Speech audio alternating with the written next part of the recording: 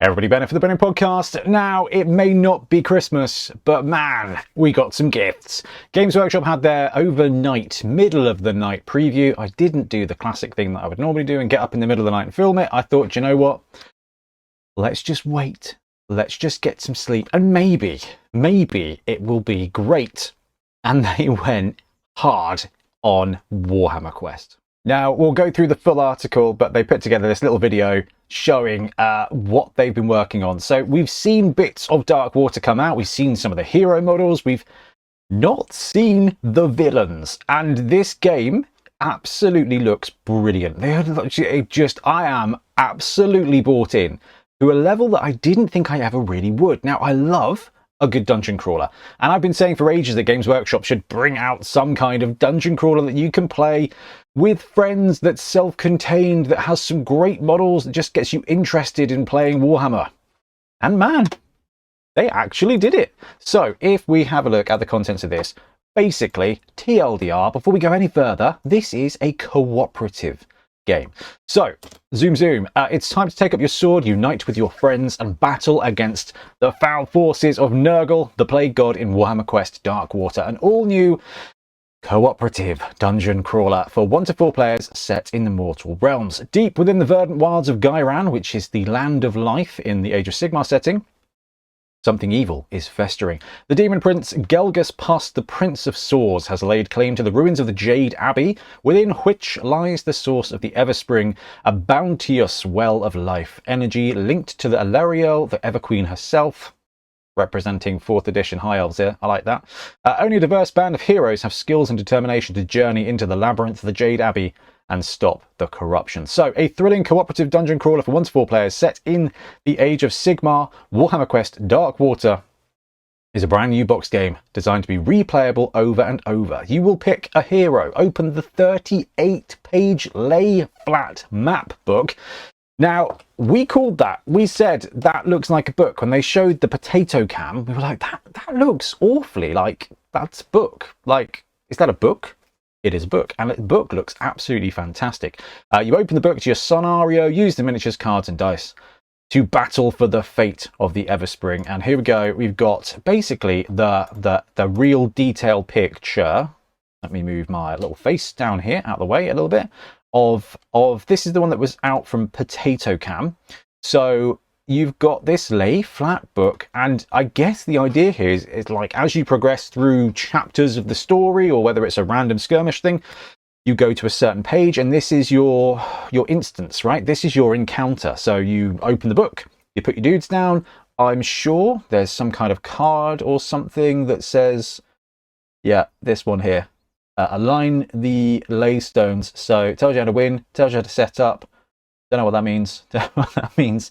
But you set up models by the looks of it, and then you play it out. But I think we can't go any further without actually kind of looking at the models, because I am well impressed. I am absolutely super impressed with these models. Now, it looks like there's some extra hero models here. One of them looks like a giant Ewok, which is interesting. You got Green Wizard and you got a Centaur guy, which looks like the classic Centaur that was on Citadel Compendium, like back in the 90s. I'm going to track that model down, see if I can put it up on screen, because yeah, that's quite an interesting one. But if you look at the models, you looks like you got some.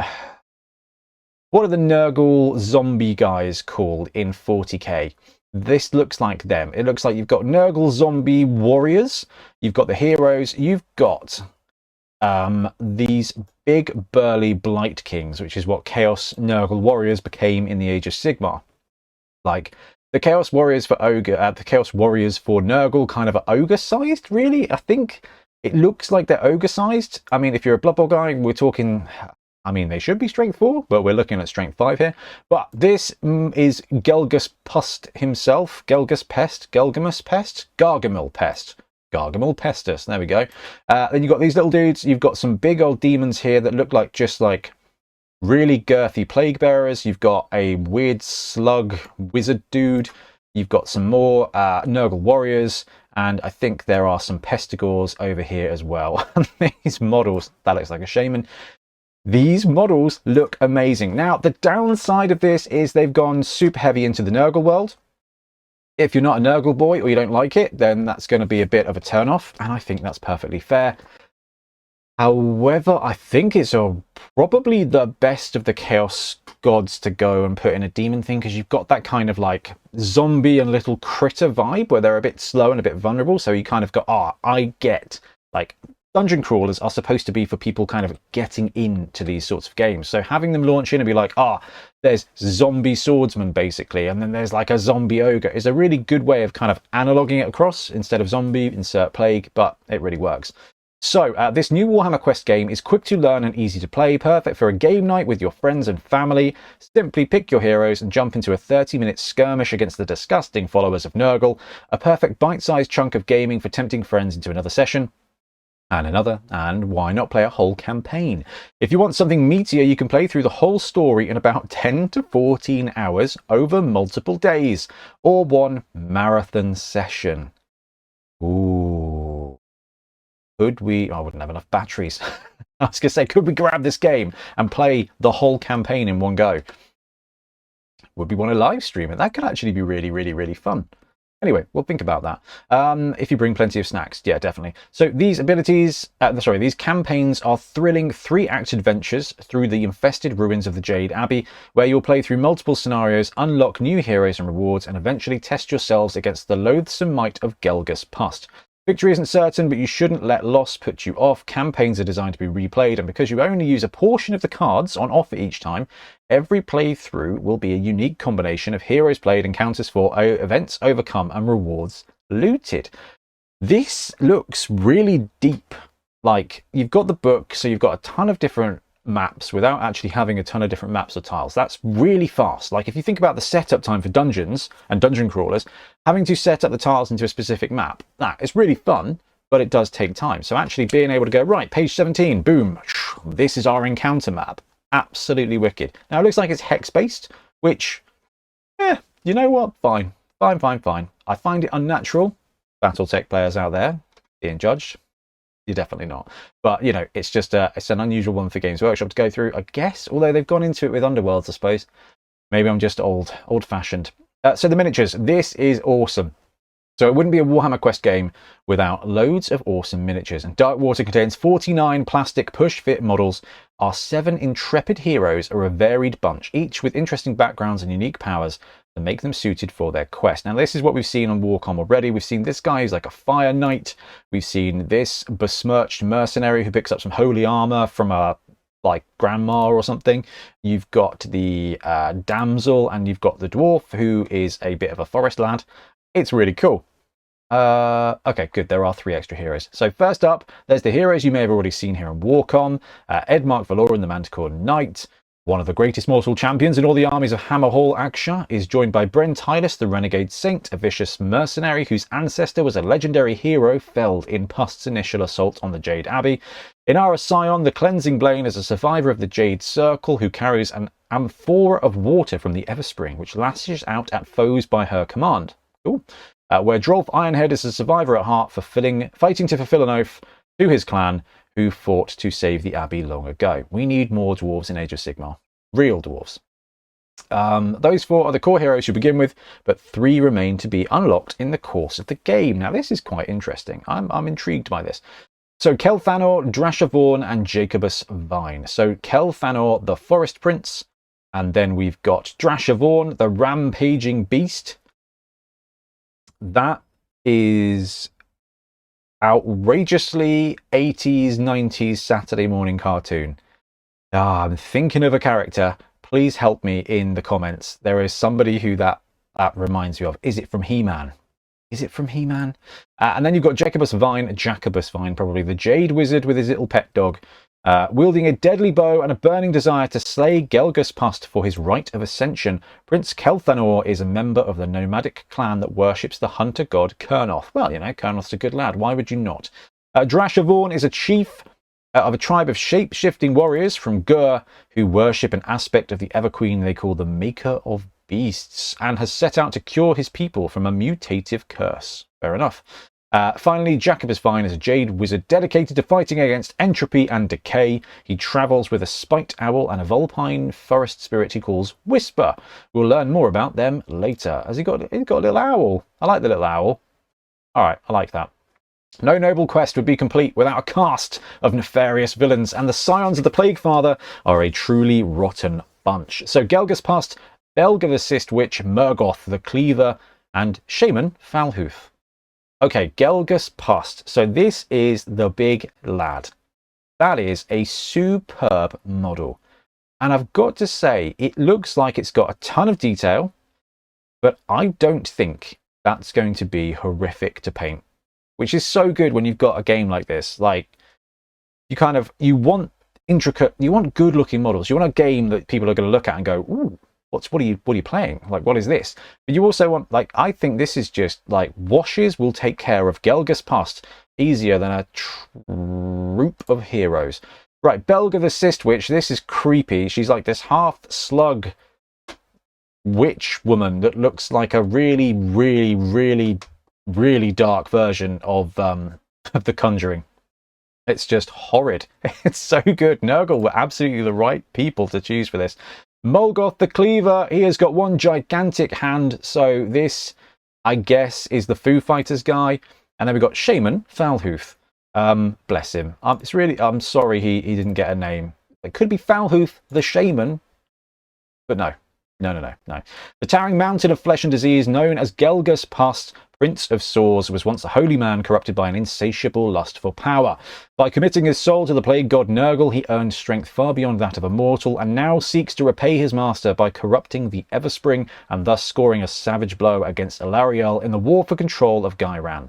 He is joined by Belga the Cyst Witch, a former high priestess of the Jade Abbey, driven mad by her revolting new form. Alright, fair enough.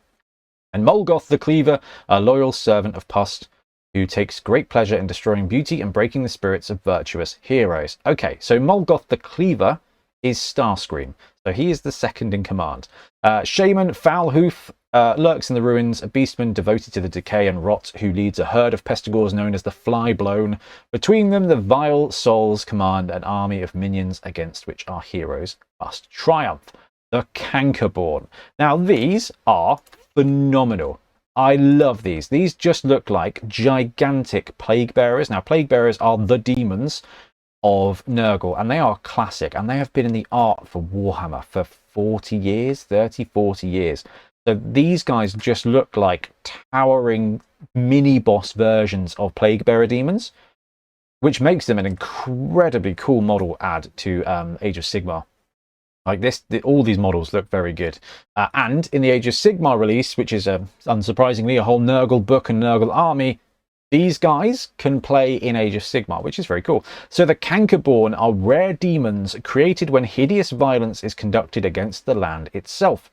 Creatures twice the height of a plague bearer, clawing themselves free from the churning ground. Their leathery skin and rock filth-encrusted hides make them incredibly resilient, and their mere presence corrupts their surroundings.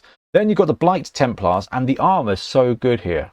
Like, the way they've painted it, it just looks so good. You've got all the rust, all the grime, but you've got the shine of armor. I think they've nailed it. This is outrageous. So Blight Templars are the mighty mortal champions of Nurgle who have willingly absorbed disease and pestilence that would destroy a lesser man in an attempt to prove their devotion to Grandfather Nurgle. They're unstoppable battering rams, oozing with unspeakable fluids, armed with an array of hideous rusted weapons. Yes. I agree. Pox wretches. Pox somethings are the 40k guys. So yeah, these are like the Nurgle zombie warriors. The most numerous of the Nurgle worshippers infesting the Jade Abbey. Pox wretches are those taking their first steps on the path to entropy. They wear cyclopean masks that rob them of sight, instead using their sense of smell, probably challenging for a Nurgle follower, to taste to hunt down those not enhanced by Nurgle's beaconed gifts. I don't know that word. Pestigores. 1, 2, 3, 4, 5, 6, 7, 8 different pestigores. That's pretty cool. So foul creatures who infest the woodlands of Ghyran and beyond. Pestigores are dedicated to polluting sacred spots for the Plague Father, announcing their presence with a phlegmy braying before savagely attacking adventurers. Pestigores, Beastmen. they're just such a classic Warhammer Fantasy roleplay villain, right? Whether you're reading Gotrek and Felix, or whether you're playing like any edition, there's the Skaven, and then there's Beastmen, and they're just such a good Warhammer villain. Maya Kelpies. Now this is new, so these are little skull dudes. So Maya Kelpies swarm all over the Jade Abbey, cursed spirits born from the corruption that runs deep into the land. Though barely a threat on their own, a swarm of them can quickly become a problem, with diseased bites and the ability to spit lumps of pungent matter with uncanny accuracy. Right, so looks like that's all the mobs, that's all the bad guys. Beyond the miniatures, you'll find a set of 14 Warhammer Quest dice, a 36-page rulebook, a quick start guide, 61 tokens, 12 card deck boxes for storing your progress, nice, and 341 cards that cover everything from abilities, statuses, equipment, rewards, events, and act-specific surprises. All right, we're going to have a quick look at this picture as well, because this is cool. So this is another example of that map book, which I really do think is proper cunning. So this is fighting against some Maya Kelpies in a swamp, I guess. Yeah, cool, really like that. There's also a 38-page hardback map book which lays flat on your table in place of a board or tiles. This book contains 18 maps, each made up of 2 pages, which are transformed into encounters by a card you'll draw before your mission, which I think we saw in that other picture, giving them multiple uses. Perhaps in one run through map 6, you'll be trying to blow up a passage to enter the lower levels of Jade Abbey, while in another you may simply need to weather waves of enemies that flood across tiled floors of this echoing hall. With multiple ways to play each map, your skirmish games and campaigns will play out differently each time. That's amazing. Each act this is just a monster, isn't it? Each act is split up between these longer combat-focused encounters, which often have challenging side quests and much shorter events.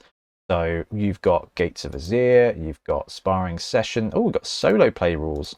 That's cool. Well, I guess the whole game's co-op, so I guess it can be played solo anyway. When the time comes to pause the campaign for your next session, you'll pack everything into deck boxes, which makes it easy to pick up at a later date. Speaking of packing things away for later, it's time for us to pause our explanation here, but there's loads more to cover as we get closer to release. Before you get a chance to get stuck in to clear out the Jade Abbey, you can forge your destiny by taking part in a Darkwater adventure email. Every week you're going to receive an email that gives you a choice in each decision, another step on the journey. I love that. Right, I am very excited for this. This is something that Games Workshop haven't really done for a very long time, and certainly not to this level. When it comes to dungeon crawlers, they're there to bring you into a story. They're there to provide a play experience for you and your friends to just play games, play wargaming with Games Workshop models without the overhead and the time and all that kind of stuff. So the fact they've made these in bite-sized adventure chunks, like different sessions, the fact they're mixing up the maps with all kinds of stuff, but the fact that they've delivered what are potentially some of the best Games Workshop models of the year in this as well.